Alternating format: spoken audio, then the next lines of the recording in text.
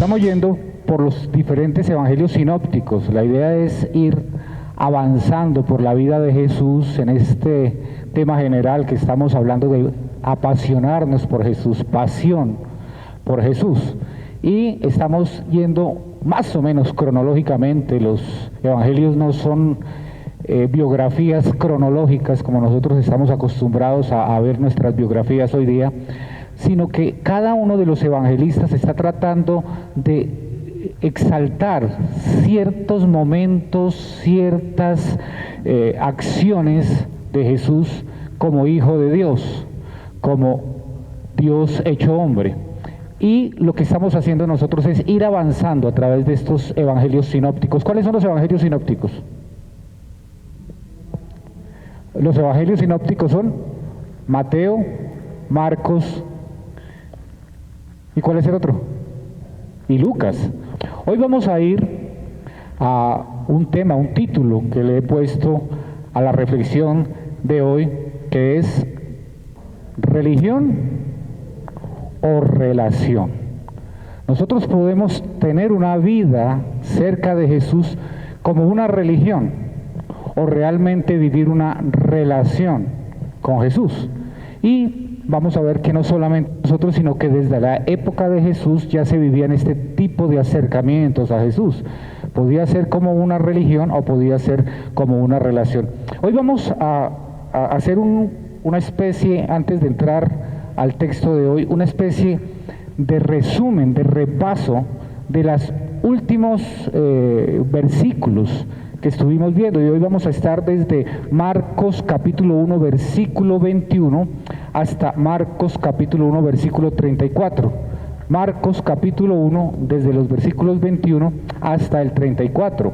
La realidad es que ya del 21 al 31 los hemos tratado en medio de las últimas reflexiones, pero vamos a hacer un repaso para entender todo este conjunto, todos estos sucesos que vive Jesús y que nos muestra el Evangelio de Marcos. Entonces rápidamente vamos a ir a Marcos capítulo 1 versículos 21 y 22. Dice así: entraron en Capernaum y enseguida, en el día de reposo, Jesús entró en la sinagoga y comenzó a enseñar. Y se admiraban de su enseñanza porque les enseñaba como quien tiene autoridad y no como los escribas. Entonces vamos a mirar algunas preguntas. La primera, ¿a dónde entraron? A Capernaum. ¿Capernaum recuerdan qué era? ¿Alguien recuerda qué era Capernaum? Era una ciudad que queda en todo el borde, en la costa del mar de Galilea, que es realmente un lago, del lago de Galilea, una ciudad pesquera, pero sobre todo es importante porque Capernaum era el centro de operaciones de Jesús, el cuartel general de Jesús. Por mucho tiempo Jesús llegaba a Capernaum y desde Capernaum salía a las diferentes misiones que él tenía para llevar el evangelio, pero también se encontraba con muchas situaciones y con muchas personas en medio de estas misiones que él llevaba, pero él regresaba siempre a Capernaum. Y vamos entonces a mirar otra pregunta. ¿Qué día es? ¿Qué día es? Sábado. Aquí dice ¿cómo? Día de reposo y día sábado. ¿Es esto importante? ¿Que sea sábado, que sea día de reposo? Eso no es importante. Claro que es muy importante, porque para los judíos el día sábado era un día que tenía una connotación bastante fuerte. No es como nosotros que decimos, no, es que el domingo es el día de descanso y yo hago lo que quiera, o me pongo a hacer deporte, o voy de paseo, o estoy en un día familiar, o hacemos un almuerzo con algunos amigos. No, el día de reposo, el día sábado para un judío era un momento en el cual no podían hacer absolutamente nada, no podían cargar, no podían ir al médico, no podían levantar alguna cosa. Por ejemplo, si una persona tenía caja de dientes, ese día no la podía usar. ¿Por qué? Porque eso era cargar algo y estaba prohibido cargar. Supongamos, va caminando y se moja. no puede moverse, tiene que quedarse quieto porque la ropa está mojada y al moverse está cargando agua. No podían desatar un nudo, no podían atar un nudo y no podían hacer una cantidad de actividades que eran normales el resto de la semana. Ese día era un día que era riguroso para los judíos. Por eso es que sí es importante saber que es sábado, porque si nos ponemos en los zapatos, en las sandalias de estas personas que están allí, ellos están en un día que es diferente a todos los demás días de la semana. Pero estando allí en la sinagoga, que era una actividad importantísima para los judíos, la sinagoga, ¿recuerdan qué era la sinagoga? ¿En qué? Exactamente, un lugar de reunión. Fuera del templo, ¿alguien más decía algo? Era un lugar de reunión que no estaba en el templo. Y era muy importante esto, ¿por qué? Porque las personas tenían este sitio para encontrarse como comunidad. En todas las ciudades donde había más de 10 familias judías, había mínimo una sinagoga.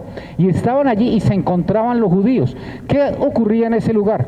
Estudiaban las escrituras, leían un salmo, leían una porción de los profetas, una porción de la ley, y alguien que era invitado por el presidente de la sinagoga, que no necesariamente era un rabino, que no necesariamente era un escriba, que no necesariamente era un sacerdote, podía explicar las escrituras ese día. Allí no se cantaba, allí no se hacían otras actividades diferentes, sino simplemente el estudio de las escrituras. Sí se oraba, desde luego que sí, pero la actividad de adoración, ¿en dónde se hacía? En el templo. ¿Y cuál era la actividad de adoración?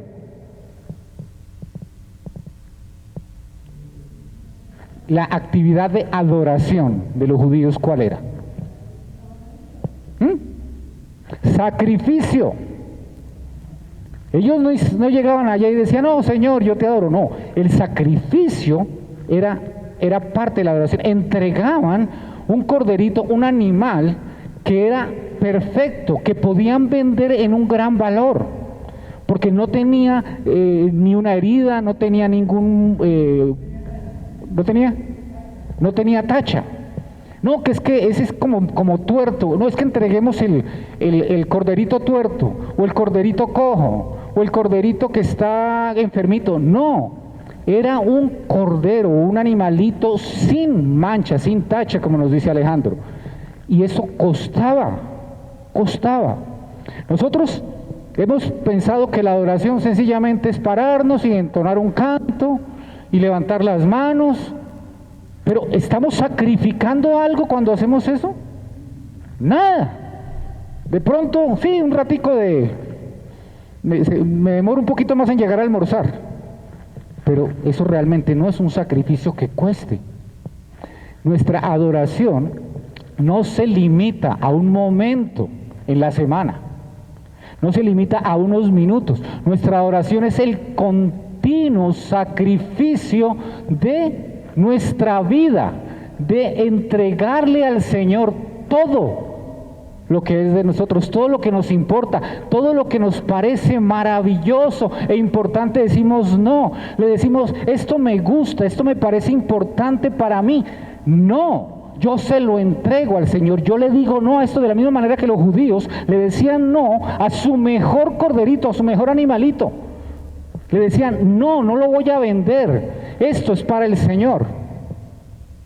Por eso, creer que la adoración es un momento en la semana, es un momento en el día, es algo que no tiene nada que ver con la Biblia. Nada que ver con la Biblia.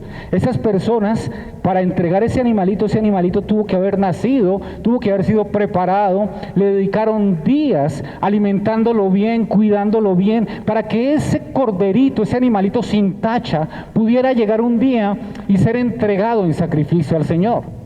Costó dinero, costó tiempo, costó esfuerzo. No es simplemente, tenga un animalito que no me costó, que no me dolió, no. Es algo importante. Por eso es importante esto que está sucediendo en este sábado allí, en la sinagoga. En la sinagoga se encuentran allí para estudiar la palabra de Dios, diferente a la adoración del templo. ¿De qué se admiraban los oyentes? De la enseñanza, pero ¿de qué? De la autoridad. Miren que dice, se admiraban de su enseñanza, ¿por qué? Porque les enseñaba, y no como quién, no como los escribas. Esto ya lo vimos hace unos días, pero recordémoslo. Los escribas enseñaban lo que otros rabinos habían escrito en el Talmud, en la Mishnah, que eran unos comentarios de las escrituras. Y decían, como dijo el rabino Hillel, las cosas se deben entender de esta manera.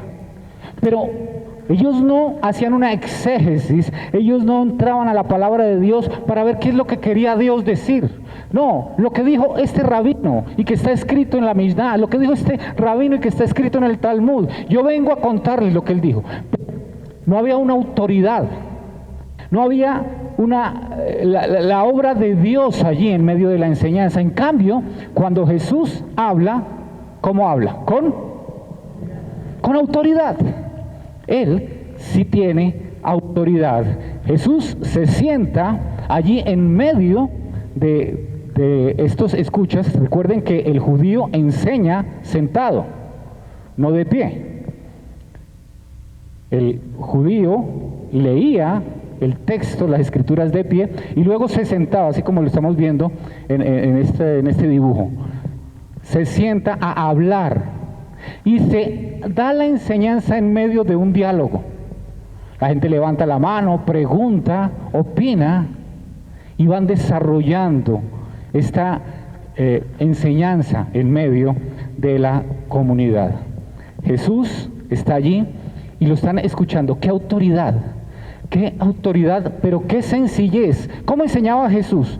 ¿Con elementos teológicos muy profundos? ¿Cómo? Con sencillez. Hablaba del día a día, hablaba de los animalitos, hablaba de las semillas, hablaba de los árboles, hablaba de los pajaritos, hablaba olvidé el nombre de estas flores que eran mejor vestidas que Salomón. ¿Cuáles? Los lirios, gracias. Hablaba de los lirios. De eso hablaba Jesús. Por eso, en este repaso que estamos haciendo hoy, lo primero que tenemos que recordar es que con confianza escuchemos a Jesús. Él nos enseña de manera clara y sencilla. Pero el hecho que sea sencillo no quiere decir que no tenga autoridad. Sus palabras tienen toda autoridad. Por eso, Él puede decir frases tan fuertes como: ¿por qué me dicen Señor, Señor? Y no hacen lo que yo les mando. Pero al mismo tiempo puede hablar de un sembrador que va botando sus semillas por diferentes terrenos, y unas van a dar, o una sola, va a dar fruto al 30, al 70 y al 100, y los demás no van a dar fruto. Con sencillez, pero con total autoridad. Sigamos en este repaso que estamos haciendo. Marcos 1 del 23 al 26 dice: en ese momento estaba en la sinagoga de ellos un hombre con un espíritu inmundo, el cual comenzó a gritar: ¿qué tienes que ver con nosotros, Jesús de Nazaret? ¿Has venido a destruirnos? Yo sé quién tú eres, el Santo de Dios.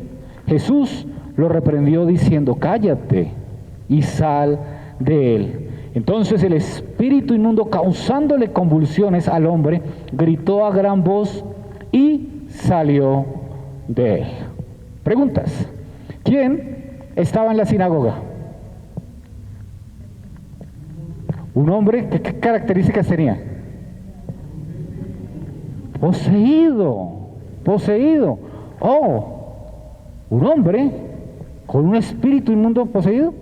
¿Cómo puede estar un hombre poseído En el lugar donde se predica la palabra. Pues porque en el lugar donde se predica la palabra es donde Satanás manda a sus emisarios, a sus secuaces. Claro, es acá donde vienen los secuaces del demonio a hacer de las suyas. Pero qué interesante. Había pasado mucho tiempo este hombre yendo sábado tras sábado a esta sinagoga y nunca se había expresado el demonio. ¿Por qué? Porque cada persona que iba a enseñar de las Escrituras se remitía a una opinión humana de otro. Pero cuando es Jesús el que habla, el demonio no aguanta, porque hay una autoridad implícita en Jesús, hay una autoridad implícita en la palabra de Jesús. Y por eso se incomoda, por eso no aguanta, por eso tiene que expresar y decir, no, yo esto sí no lo soporto más. Sigan trayendo escribas, sigan trayendo sacerdotes, sigan trayendo personas que saben mucho de teología, pero no a la palabra directa de Jesús, porque esta yo no la soporto. Esta me incomoda. Si él sigue viniendo, yo por acá no vuelvo, dice el demonio. Bueno, dice el endemoniado. Si Jesús va a seguir predicando acá, si es la palabra de Dios la que se va a seguir predicando, esa sí no me gusta. Yo por allá mejor no vuelvo a parecerme, pero no, eso es lo que dice el demonio. ¿Qué es lo que sucede? ¿Qué dice el espíritu inmundo acerca de Jesús? ¿Qué dice?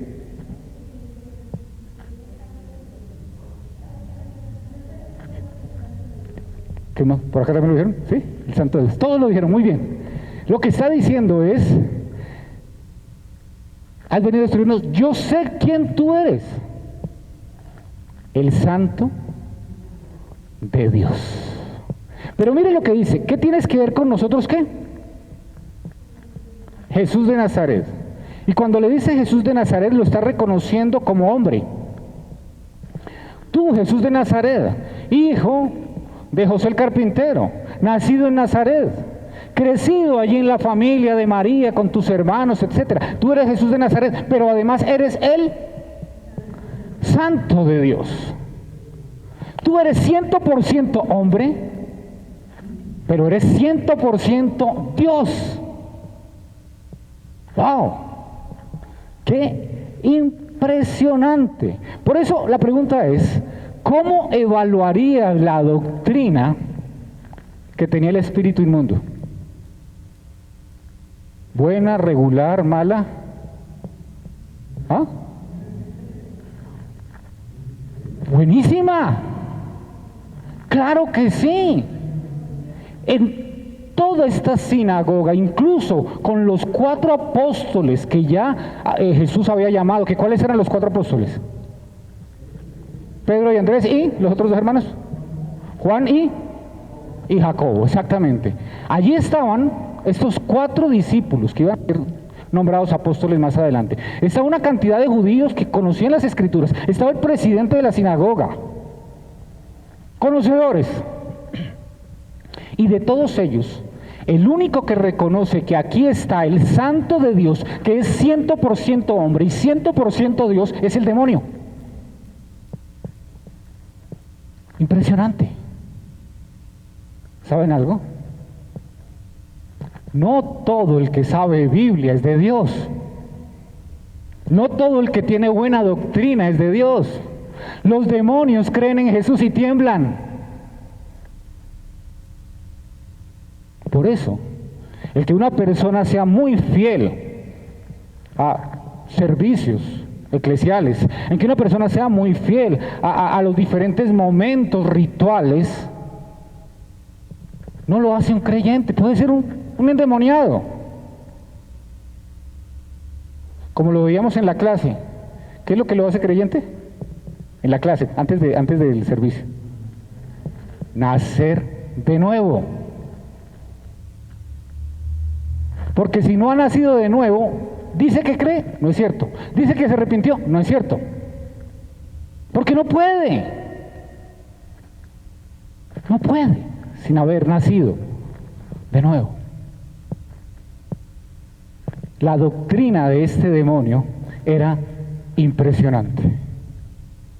Por eso Jesús llega un momento en que le dice, cállate y sal de él.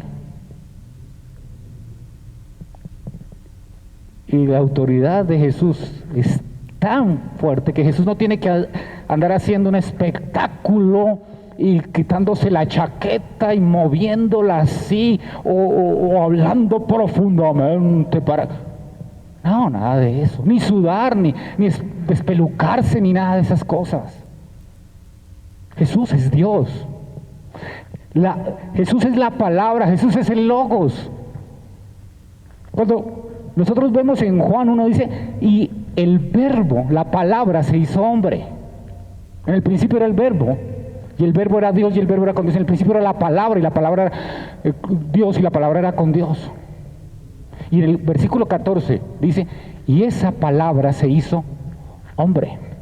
¿Ustedes creen que esa palabra, que fue con la que se hizo absolutamente toda la creación, porque cuando Dios dijo, hágase la luz, hágase, que se formen los animales, que se formen las aguas, esa era la palabra de Dios, ese era el verbo? Ese verbo necesita gritar, descomponerse para que salga un demonio. Simplemente dice, cállate y sal fuera. Y es el mismo Dios el que está hablando. Por eso cuando nosotros nos acercamos a esas situaciones espirituales y estamos yendo con la palabra de Dios y estamos yendo con el mismo Señor, con el mismo Jesús que es la palabra, no tenemos que descomponernos. Porque es Jesús el que está hablando a través de su palabra. Ni hacer unos espectáculos grotescos, ni nada de eso. Es Jesús mismo. Y Él es el que es la autoridad. No somos nosotros la autoridad. Por mucho que gritemos, por mucho que nos esforcemos, la orden no viene de nosotros, sino de la palabra de Dios. Él es la suprema autoridad. Por eso cuando le dice, inmediatamente el demonio obedece. Porque el demonio, por muy gritón que fuera, simplemente es una criatura de Dios. Entonces, esto que nos enseña este endemoniado, este demonio, es que tener únicamente buena doctrina apenas nos hace personas bien informadas. Es que yo conozco perfectamente todas las bases doctrinales. ¿Has nacido de nuevo? Es que yo conozco perfectamente la declaración doctrinal de la iglesia, o la declaración doctrinal que fue escrita, o lo que el concilio de Nicea dijo. Y has nacido de nuevo. Eso es lo que es realmente importante. Sigamos en este repaso. Marcos 1, 27 y 28 dice, y todos se asombraron de tal manera que discutían entre sí diciendo, ¿qué es esto? ¿Una enseñanza nueva con qué? Con autoridad. Él manda aún a los espíritus inmundos y le obedecen. Enseguida su fama se extendió por todas partes, por toda la región alrededor de Galilea. La pregunta, ¿cuál fue la reacción de los congregados en la sinagoga? Se asombraron. ¡Wow! ¿Qué es esto? ¿Por qué se asombraron? Una doctrina con tal autoridad. ¿Y cuál es la autoridad que ellos ven allí? Ahí lo dice. Los espíritus escuchan esta doctrina, esta autoridad, y obedecen. Mire, en esa época, Jesús no era el único que expulsaba demonios. Habían otras personas que decían que expulsaban demonios. Pero ¿cómo lo hacían? Lo hacían con sortilegios, lo hacían con palabras mágicas, con ritos extravagantes. Y ellos decían que expulsaban demonios. Pero Jesús no dice que expulsa demonios, Jesús sencillamente habla. Habla. Por eso ellos dicen, miren qué autoridad. Pero aquí viene la otra pregunta, ¿por qué las enseñanzas de Jesús tenían autoridad? ¿Qué había en las enseñanzas de Jesús para que existiera esa autoridad? Tanto así que su fama se extiende por Galilea, por los alrededores, porque reconocen la autoridad. ¿Qué es lo que tiene las enseñanzas de Jesús para tener autoridad? Pensemos. Porque tiene verdad, porque tiene poder. ¿Perdón? Pero ¿por qué había milagros? ¿Pero por qué había oración? Gracias, Alejandro. Porque era Jesús. Punto. La autoridad no estaba en la doctrina, no estaba en lo que él decía, sino él mismo. En las enseñanzas de Jesús estaba presente Jesús mismo. Y Jesús en sí mismo es la suprema autoridad. Ninguno de los que estamos acá puede decir que tiene una autoridad espiritual. No. Nosotros lo único que hacemos es acogernos a la suprema autoridad que se llama Jesús. Por eso nuestra labor es ser fieles a la palabra de Dios, porque es Él quien es la suprema autoridad. Yo no puedo andar inventando, yo no puedo andar negociando lo que dice la palabra de Dios. Yo no puedo someter a votación la doctrina de la iglesia. ¿Por qué? Porque Jesús es la suprema autoridad. Sencillamente lo que Él dice es. Él es la suprema autoridad. Hebreos 1 del 1 al 3. ¿Alguien me lo puede leer, por favor? Hebreos 1 del 1 al 3. Amén. ¿Qué es lo que dice sencillamente? Que Dios antes había hablado por medio de ¿quién? De los profetas. Ahora, ¿por medio de quién habla? De Jesús, de Jesucristo. Cuando Jesús habla, es Dios quien habla. Él es la palabra de Dios. Antes habló por medio de los profetas, pero ahora nos habla a través del mismo Jesucristo. Él es la suprema autoridad. No necesitamos otra autoridad. No hay más autoridad. Apocalipsis 19, del 11 al 13. El verbo de Dios. En algunas versiones dice la palabra de Dios. En Apocalipsis 19 se nos revela el nombre de Jesús. Nos lo empieza a describir de una manera majestuosa y al final nos dice su nombre era la palabra de Dios, el verbo de Dios. ¿Cómo se llama Jesús? La palabra de Dios. Ese es el nombre de Jesús. El verbo de Dios. Hay versiones donde dicen la palabra, puede decir logos, palabra, verbo, es lo mismo. Pero a lo que se refiere es que Jesús es la autoridad suprema porque Él es la palabra de Dios. En las enseñanzas de Jesús estaba presente Jesús mismo y Jesús en sí mismo es la suprema autoridad. Sigamos con este repaso. Marcos 1:29. Inmediatamente, después de haber salido de la sinagoga, fueron a casa de Simón y Andrés con Jacobo y Juan. ¿A dónde fueron Simón y Andrés? a la casa de Pedro y Andrés, ¿cierto? ¿A dónde fue Jesús?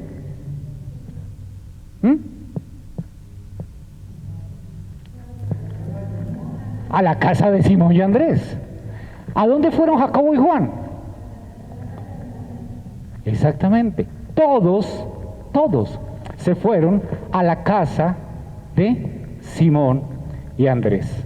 Y era algo muy natural, era algo muy normal lo que estaba sucediendo. Cuando terminaba el culto sinagogal, que era aproximadamente hacia la hora sexta, aproximadamente a mediodía, salían todos a compartir en familia. Iban y se sentaban en familia y compartían de una manera muy especial. Y acercaban a esa familia las personas más allegadas, aquellos que, como nosotros decimos, eran como de la familia. Quiere decir que Jacobo y Juan y Jesús eran como de la familia de Simón y Andrés. Cuando el sábado terminaba el servicio sinagogal, era muy natural que ellos llegaran allí y compartieran en casa de Simón y Andrés el almuerzo, las horas de la tarde, en un ambiente familiar. Ojo, la relación de los discípulos con Jesús era íntima, familiar. ¿Por qué nosotros somos discípulos? ¿Somos discípulos? Claro que somos discípulos. Sin embargo, queremos acercarnos a Jesús en medio de un servicio religioso elaborado. ¿Qué nos metieron en la cabeza?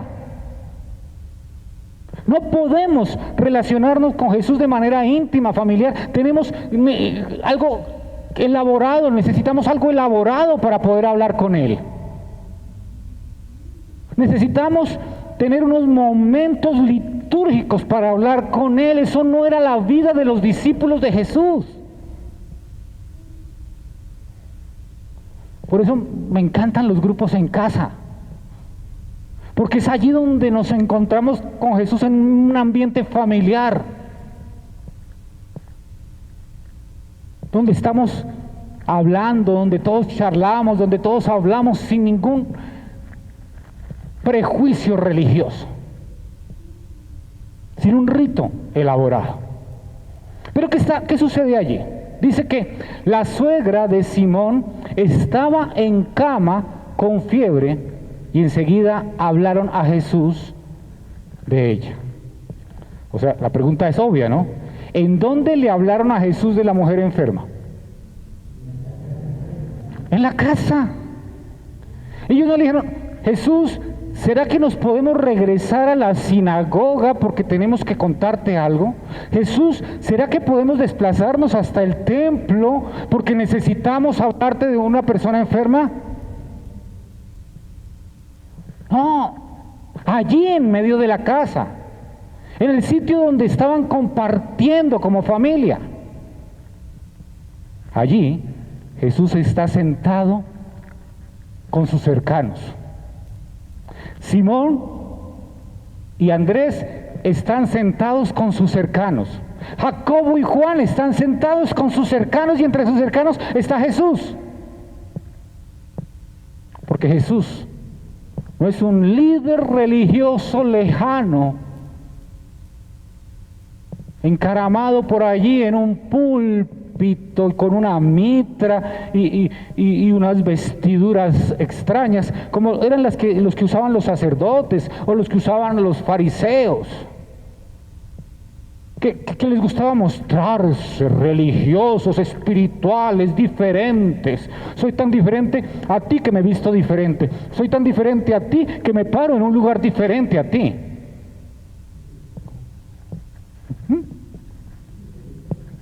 Exactamente, por allá, de lino blanco y resplandeciente, todos estos fariseos y sacerdotes, todos ellos.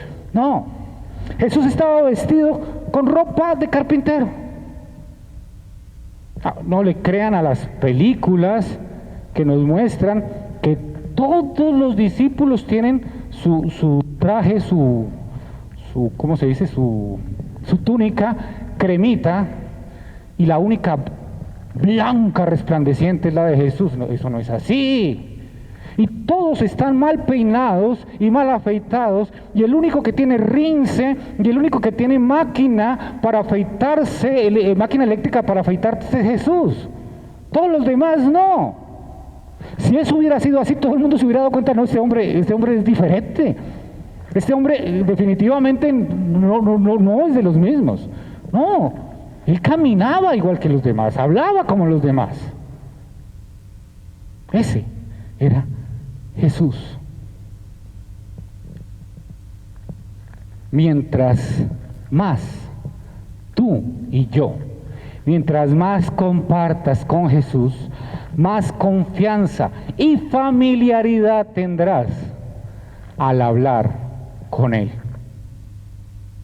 Te pierdes lo importante si solo tienes un vínculo religioso con Jesús.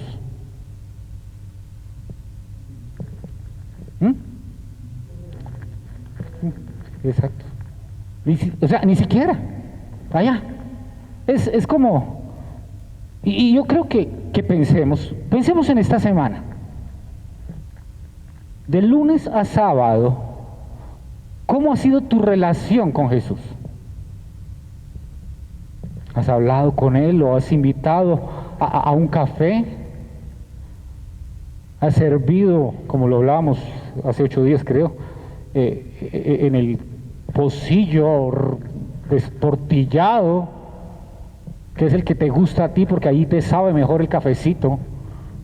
Y le has dicho: Jesús, me voy a sentar acá, en este lugar que es donde yo me siento a gusto, no será el más elegante, pero necesito compartir contigo, hablar contigo,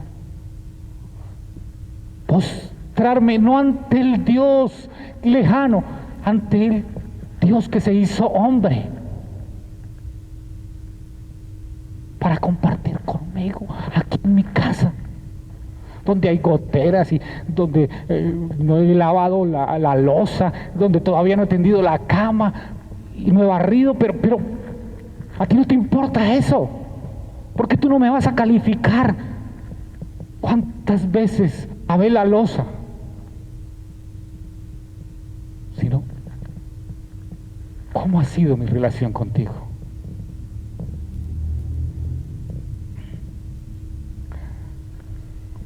Versículo 31.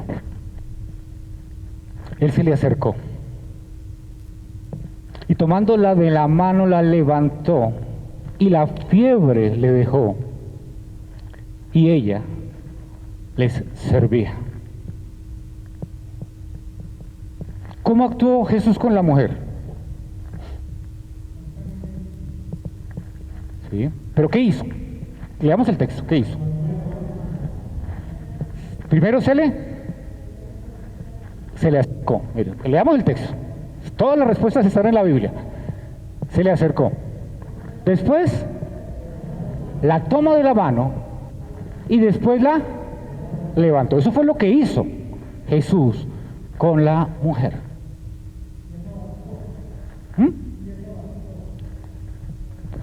Hasta ahí vamos. ¿Qué hizo? No nos adelantemos. ¿Qué día era? Sábado, el día especial. ¿Recuerdan que no podía cargar, nadie podía cargar nada? ¿Qué hace él? La levanta. Pero no solo eso, ella ¿cómo estaba? Enferma.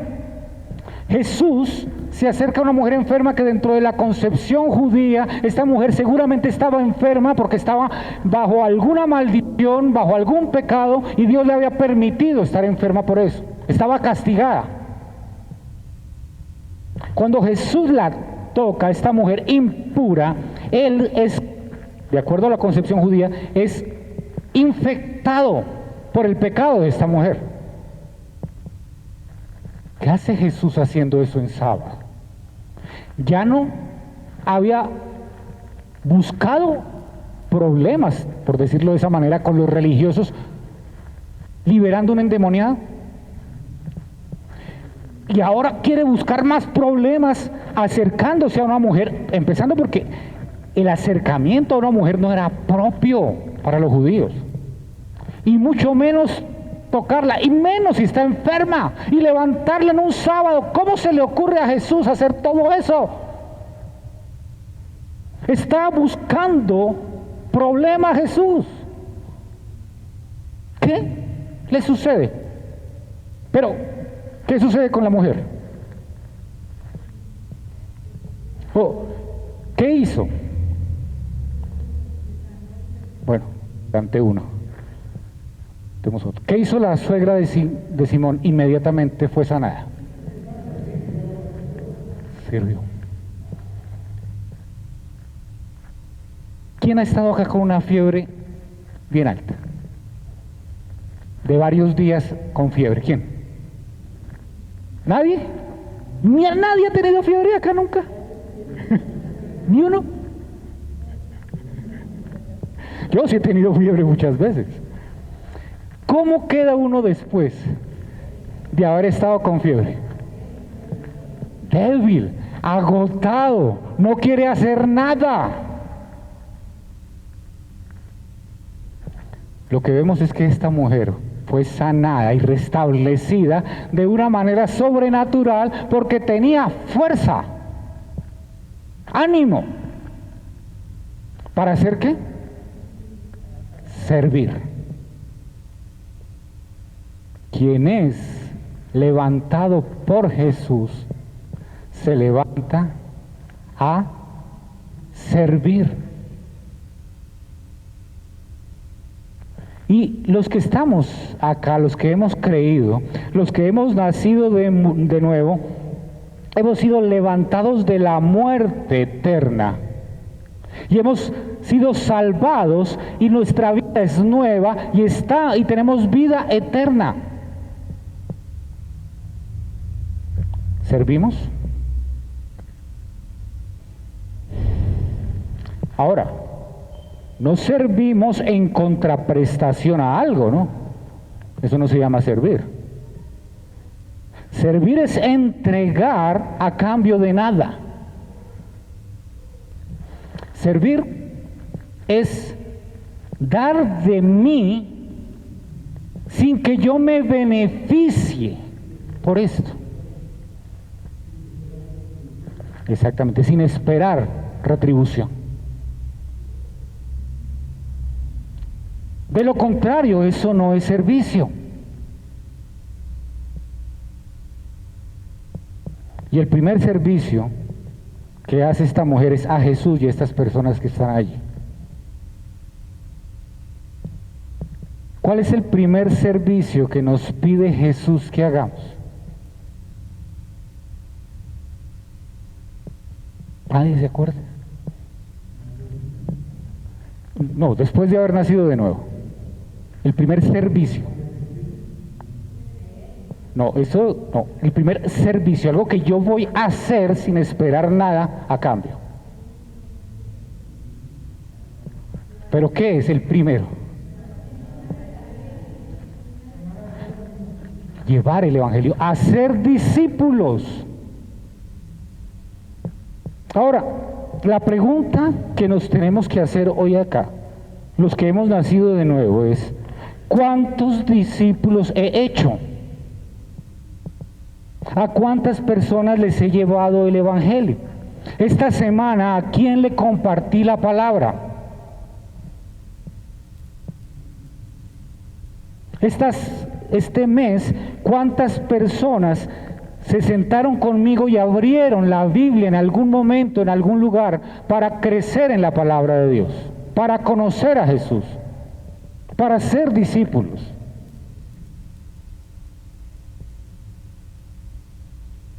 Ah, no, es que eso le corresponde al pastor.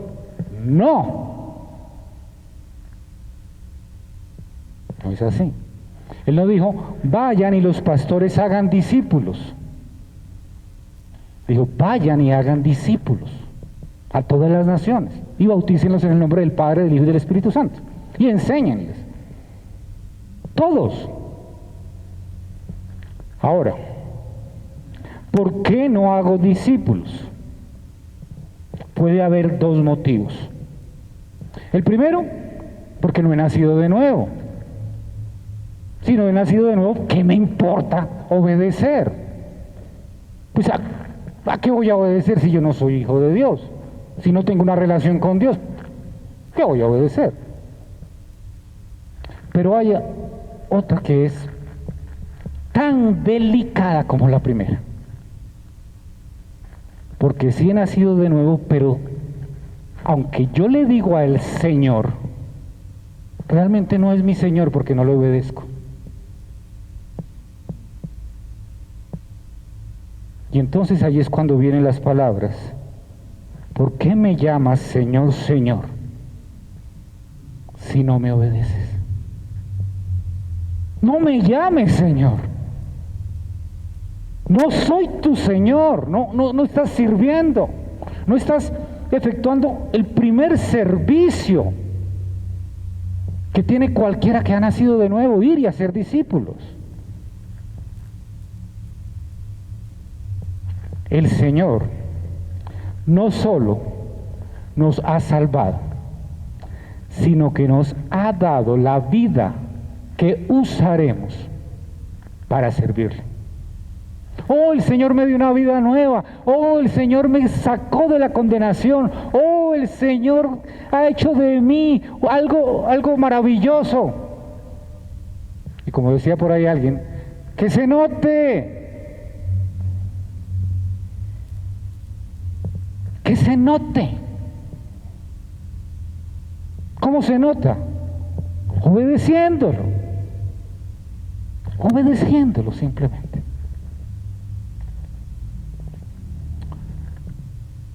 No me alcanzó el tiempo para terminar el texto de hoy, pero voy a hacer un corte acá.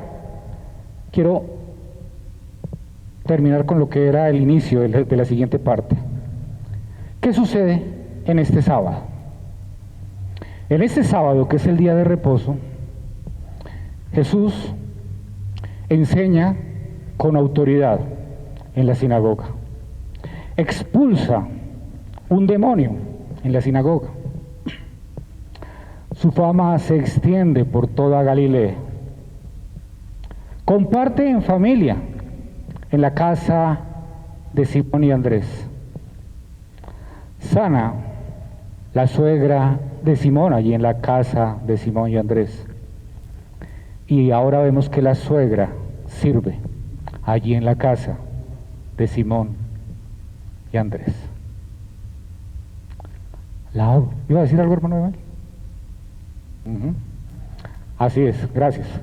Jesús rompe. Jesús lo que está diciendo, y ahí quería terminar, pero no nos dio el tiempo, lo vamos a ver la otra semana. Jesús rompe la idea de que la relación con Dios tiene que ser ritualista, tiene que ser conforme a paradigmas humanos. Y dice, no, como nos lo dice el hermano, no. Yo vivo mi relación con los míos de una manera totalmente diferente y que no tiene nada que ver con paradigmas humanos. Mi relación con ustedes es diferente. Gracias al Señor por eso. Qué maravilloso es saber que tenemos un Dios que se hizo hombre para relacionarse con nosotros en el día a día, para llevarnos a la salvación en cualquier lugar, en una calle, en una cárcel, en un transporte público, en un lugar como este, en cualquier lugar. Nos puede llevar de condenación a salvación. Ese es el Dios que se quiere relacionar con nosotros y cambiar nuestras vidas. Que el Señor nos ayude a entender eso. Y que se nos borre de la mente que las cosas se hacen conforme a lo que los humanos nos parece que debe ser. Porque es que la autoridad no viene de nosotros, la autoridad viene de Dios. Y Él hace todo conforme a como Él le place, porque todo lo que hace Él es bueno en gran manera. Y qué más bueno que tener un Dios que se acerca, nos toca, nos levanta, no nos rechaza porque estamos enfermos, no nos rechaza porque somos rebeldes, no nos rechaza porque somos pecadores, sino que nos levanta y cambia nuestra vida para darnos un propósito maravilloso. Ese es Jesús. Él vino y se hizo hombre para morir en la cruz del Calvario, para darnos salvación. Pero la salvación implica llevarnos a una relación verdadera con Él. Amén. Vamos a orar.